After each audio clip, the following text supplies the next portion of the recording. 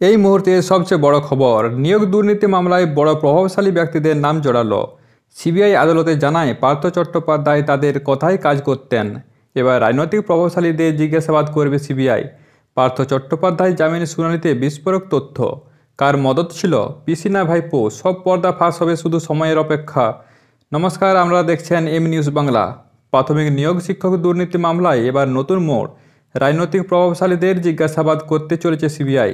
নগর ও দায়রা আদালতে বিশেষ সিবিআই কোর্টে পার্থ চট্টোপাধ্যায়ের জামিন শুনানিতে এই দাবি করে সিবিআই। সিবিআই জানায় ৩২১ জন অনুত্তীর্ণ প্রার্থীর তালিকা উদ্ধার করা হয়েছে, যাদের মধ্যে ১৩৪ জনকে চাকরি দেওয়া হয়েছে।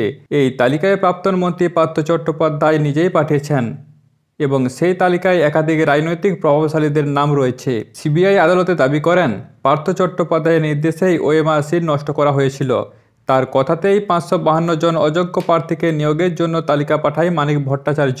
সেই তালিকাভুক্ত প্রার্থীদের কোনো ইন্টারভিউ হয়নি, শুধুমাত্র নথি যাচাই করেই নম্বর দেওয়া হয়েছে। বিচারক পাল্টা প্রশ্ন করেন, ইন্টারভিউ না হওয়ার সঙ্গে পার্থ চট্টোপাধ্যায়ের কী সম্পর্ক? সিবিআই জানায় ৭৫২ জনের তালিকা পাঠিয়েছিল মানিক ভট্টাচার্য। ১৫ জনের একটি আলাদা তালিকা দেন পার্থ চট্টোপাধ্যায়, যার মধ্যে ১০ জনকে বেআইনিভাবে নিয়োগ করা হয়।